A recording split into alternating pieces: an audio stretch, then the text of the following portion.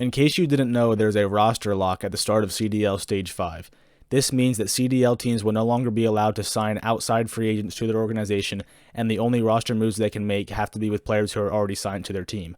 What's up, everybody? Welcome back to Unscripted, where today we are breaking down some roster moves that I think teams should make from their own bench that can make them better as we approach CDL Stage 5. If you enjoy this video, consider leaving a like down below to help support the channel. Also, join the comment section as well. Let me know what you think about these roster moves and what moves you would like to see. Finally, subscribe to the channel as well if you want to see more videos like this one from me in the future. I appreciate you doing all of that stuff, and let's hop right into the video. So the first move I'd like to see is the LA Gorillas replacing Assault with Mox. This is the only move we're going to talk about today that would have to be made before the start of Stage 5, because even though Mox is on the LA Gorillas Academy team and Challengers, he is not on their bench in the CDL. He's not officially signed to their CDL team, so I'm pretty sure he would not be eligible to join the roster after the start of Stage 5. But he is still kind of a part of the LIG organization, and I'm sure it would be easy to sign him because there's a lot of familiarity there. He's been playing with the LIG Academy team, I think, pretty much all season long, so they definitely know each other well, and I'm sure they'd have no problems coming to a deal. However, all that said, I do not think this will happen. I think if Assault kept his roster spot this long, he's going to keep it for one more stage, even though I think he shouldn't keep it, and here's why. You see there on screen, they really don't have anything to lose. I think that's kind of why they made the move with Mental for Chino.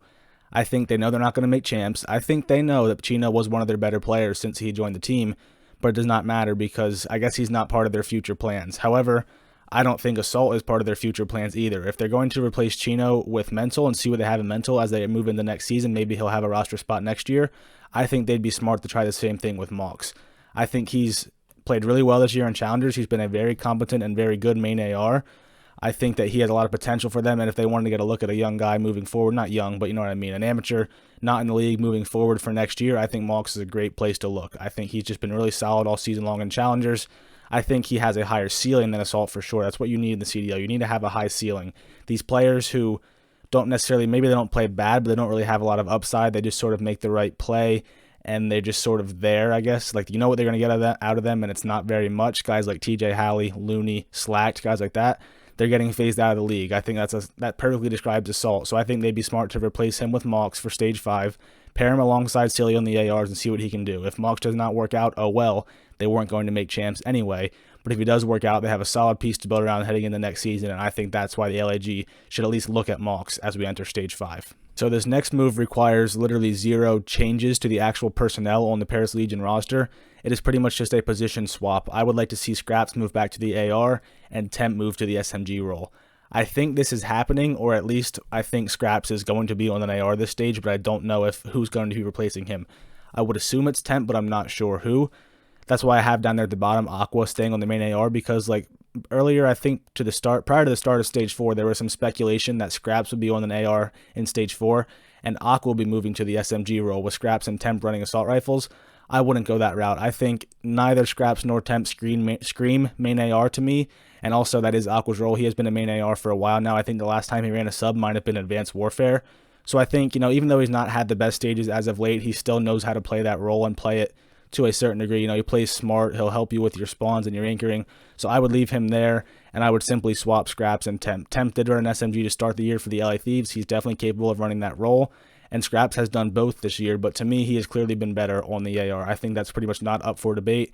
He has been their best player all season long. There might have been like a 2-week span when Temp first joined up where you could say he was their best player, but it didn't last very long. Scraps has been consistent all season long. He has not had much support around him, but he has played very well individually. And I think if he's your best player and gives you the best chance to win, you might as well have him in the role that he's most comfortable with. And to me, that's clearly been on the Krig. So I would get Scraps back on the Krig in that flex second AR type role. I would keep Aqua at the main AR, and I would move Temp over to an SMG role and see what happens. I thought maybe they would replace Aqua or Temp, but I don't think that's going to be the case, because if they were going to do that, they probably would have announced it by now. I guess it's still a possibility, but I don't think it's likely. So if they're sticking with this 4 and Scraps moving to the AR role, Temp would be the guy I would switch. So that is why I have him there instead of Aqua, and I think this is a move that would probably benefit the Paris Legion as we enter Stage 5. Next up, we have the London Royal Ravens. I think they would benefit if they would bring back Zed from their bench and replace Alex. I think Alex has a higher ceiling probably than Zed, but he really has not shown that all season long. He has really, really struggled for them. He was in the lineup at the start of the year, then he was out for a long time. He's come back and not really been anything special. I think London they didn't have much success this year. I think Stage 3, they placed 8th at the major. That was their best placement all season long. but that was when Zed was there. So even if it wasn't much success, they still had their most success when he was around. I think Zed is a good player to pair alongside Afro. That's my big reason here, because sort of like LAG, London's not going to be making champs, so their focus should be on their young talent as we look towards next year. We know they have Paul X. He will be a staple in this team. I'm sure they'll do whatever they can to re-sign him. And then you got to look at Afro. He's probably their other player they're going to look to build around in the future.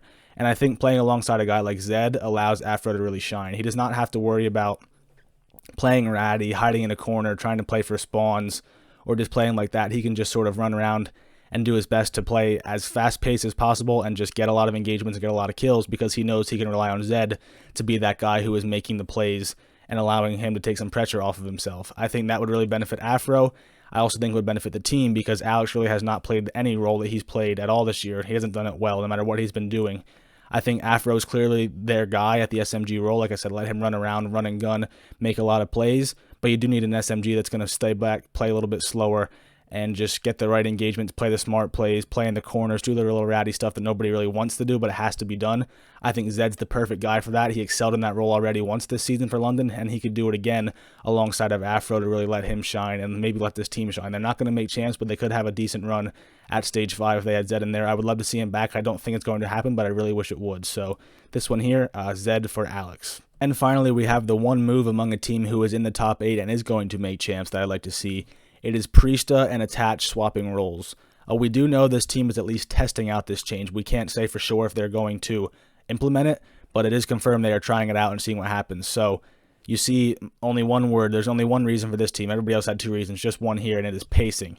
I think when you look at this team's pacing, and I made a whole video about it a couple weeks ago, and it was, you can go look at it if you want. It had all the stats on screen there, but basically Standy plays pretty fast for an SMG, and Attach plays very slow for an SMG.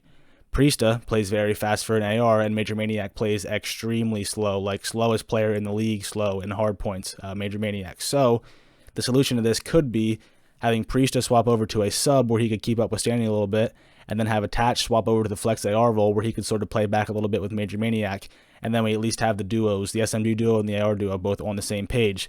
Now this is not a guaranteed successful move though, because if the SMGs are playing too far out ahead of the ARs, that's not good. The SMGs have to play fast, but they have to have their ARs over them, watching over them, and trading their deaths when they die.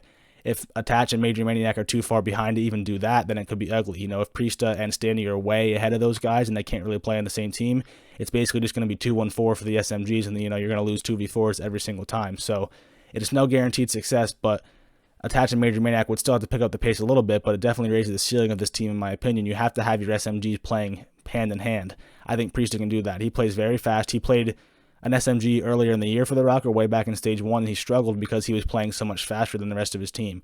But now with Standy in there, he will not be doing that anymore. Priesta would be playing at a similar pace as Standy, and then you have Attach playing at a similar pace as Major Maniac, and this team could actually benefit from this change, in my opinion.